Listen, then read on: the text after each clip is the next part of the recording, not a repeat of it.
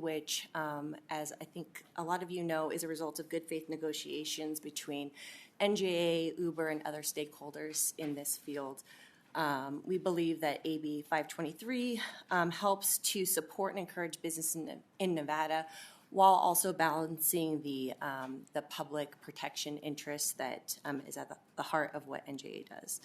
It also addresses delivery network companies, which are not currently addressed in statute. So I'll just very quickly walk you through the bill. Section 1 reduces the liability coverage that TNCs like Uber and Lyft are required to carry. It reduces that from $1.5 million to $1 million in coverage. That brings the coverage requirements in line, I think, with the majority of states in which these TNCs operate. Section 2 of the bill is where these delivery network companies like DoorDash, Uber Eats, Grubhub, these DNCs, Section 2 provides the statutory framework for how those companies how things would operate if there's damages relating from a DNC incident.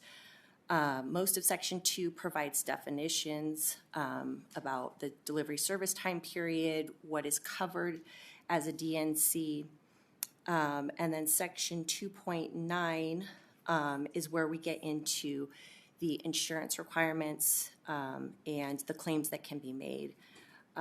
Section 2.9 requires that these DNCs carry $1 million in coverage, which is in line with what we are now going to require with the transportation network companies.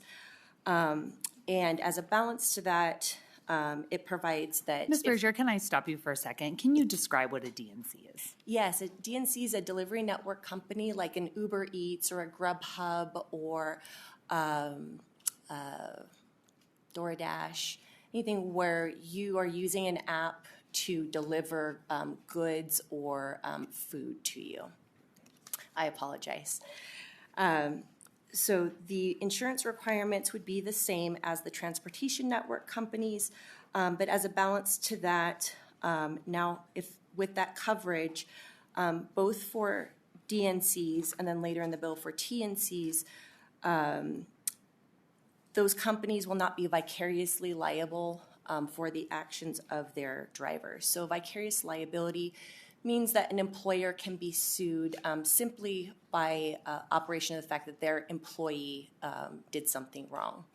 So that will no longer be the case with the DNCs and the TNCs as long as they carry this $1 million in coverage. But importantly, subsection 4 of section 2.9 specifically indicates that this does not alter or preclude any other theory of liability against a DNC. So direct claims can still be made against these companies, Uber, Lyft, Uber Eats, Grubhub. Those companies, the direct claims can still be made. It's just removing the vicarious liability where they can no longer be sued simply by a matter of operation that their driver did something wrong. Section 3 of the bill, like I said, mirrors that vicarious liability position for the TNCs. And then Section 4 specifically... And I'm sorry, Ms. Berger, to interrupt you. TNC, just for our committee's information. Sorry, I know you've been living and breathing this for a couple of years now, but if you could describe that as well. Yeah, and I apologize. I was trying to get through this quickly so that you guys can get out of here. The transportation network companies, so the Uber and Lyft, I think are the only two big players in that category. And we had previously codified regulations and insurance companies, how these companies can operate in the state a few sessions back. So Section 3, again, like I said, mirrors what we were talking about in Section 2, where there will no longer be vicarious liability for these transportation network companies, but it does still allow for direct claims against the company if those are available. And then Section 4 specifically indicates that these provisions would not apply to a cause of action that arises before October 1st of this year. So any current cases or incidents that happened or that happened prior to October 1st of this year will not be covered under this position, under this new language of the bill. It will only arise for things that happened after October 1st of this year. So, like I said at the beginning, we believe this is a good balance between giving these companies predictability in their business model and supporting and encouraging the business to occur in Nevada while ensuring that we have protections and that we've have adequate coverage for when something does arise out of those business operations.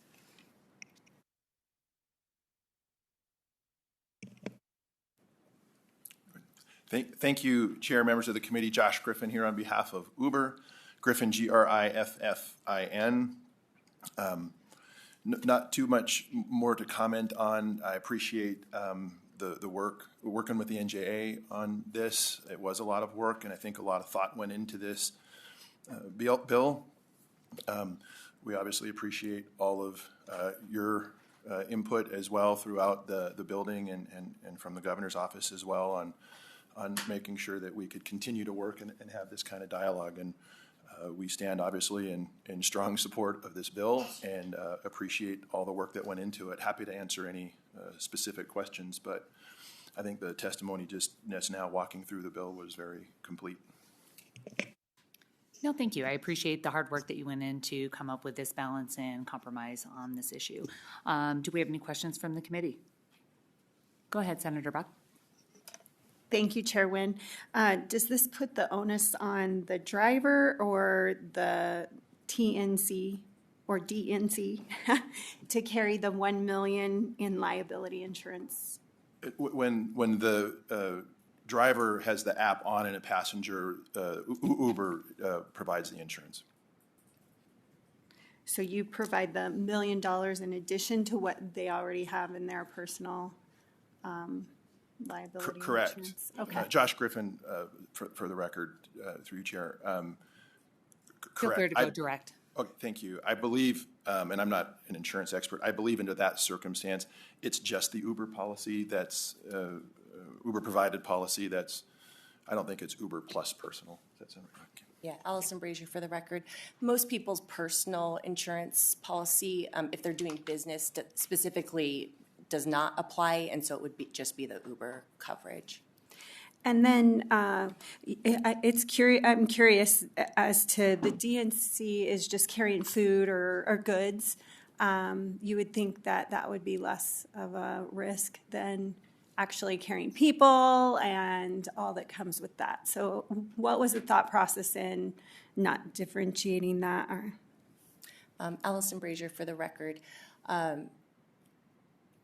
I think while you're correct that they're not carrying people, it is additional vehicles that are on the road doing these delivery services. So if you think about like a FedEx or an Amazon or something that are delivering goods, it's that, but people using their personal vehicles to do that. So it's more vehicles on the road conducting this business. And so we wanted to just make sure that that additional traffic and those additional risks were covered by adequate insurance. Okay, thank you. Seeing no further questions, if I could ask you guys to step back and we will start testimony in support of Assembly Bill 523.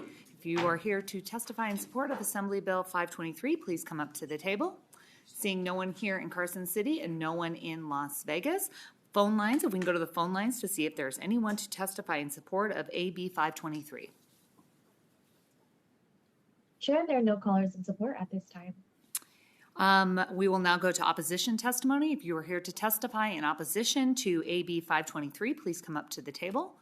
Seeing no one coming up to the table in opposition in Carson City or in Las Vegas, is there anyone on the phone lines to testify in opposition to AB 523? Chair, there are no callers in opposition at this time. And while we are on the phone lines, is there anyone to testify in neutral? Chair, there are no callers in neutral. Is there anyone in the room to testify in neutral to AB 523? Seeing no one here at the table in Carson City or in Las Vegas, I will see if you have any closing remarks or if you prefer to waive those. I'm getting a waive off notice. So at this time, I will close the hearing on Assembly Bill 523, and that will bring us into a work session. I will actually begin the work session on Assembly Bill 523. If I don't think we need a further discussion from Ms. King regarding that, so I would accept a motion to do pass Assembly Bill 523. Madam Chair, so moved. Do I have a second? I have a motion from Senator Doniate, a second from Senator Hansen. Any further discussion on the motion? Seeing none, all those in favor say aye. Aye. Anyone opposed say nay. The motion carries unanimously, and I will give that floor statement to myself. We will next move into our next work session document, which is Assembly Bill 530. And with that, I will turn this over for Ms. King for a reminder of the bill that we heard earlier this week. Thank you, Chair Nguyen. Julianne King, Committee Policy Analyst for the record. As nonpartisan staff, I cannot advocate for or against any measure that this committee will consider. Assembly Bill 530 revises fuel tax increase implementation in counties with over 700,000 residents. It initially requires no further action by the Board of County Commissioners until December 31st, 2026, in order to effectuate the annual increase. After that date, the board must approve such increases by a 2/3 majority vote by December 31st, 2026, for the period between January 1st, 2027 and December 31st, 2036. Beginning January 1, 2037, annual increases may not be implemented unless a majority of voters approve a ballot question at the general election in November of 2036. The bill is sponsored by the Assembly Committee on Growth and Infrastructure and was heard in this committee on Wednesday, April 30th, and there are no amendments. Thank you, Chair. Do we have any questions regarding the work session document? No? Seeing none, I'd entertain a motion to do pass. You want to do it during discussion? You'll do it during discussion. So moved. Do I have a second? Second. I have a motion from Senator Doniate, a second from Senator Hansen. Do I have any discussion on the motion? Go ahead, Senator Buck. Thank you, Chair Nguyen. I'm still working through some concerns from my constituents, and so today I will be a no, but reserve my right, hopefully, to have more discussions with them and convince them that this is for the betterment of Nevada. So I'll be a no today, but reserve my right for the floor. Thank you. Any further discussion? Seeing none, all those in favor say aye. Aye. Anyone opposed say nay. So I have, the motion carries. I have a nay from Senator Buck, and the remaining committee members are a yay. And with that, I will assign that, I will assign, does anyone want that? Anyone want this? Anyone want this? I will sign this floor statement to myself as well. No one likes to stand up in commit or in the floor. I know Ira does, though, or Senator Hansen. With that, we will close the work session and we'll move to our final agenda item, public comment. Is there anyone here to testify in public comment? Please come up to the table, either here in Carson City or in Las Vegas. Seeing none, I will go to the phone lines for public comment. Chair, the public line is open and working. However, there are no callers at this time. Thank you. With that, we will close public comment and we will adjourn the meeting.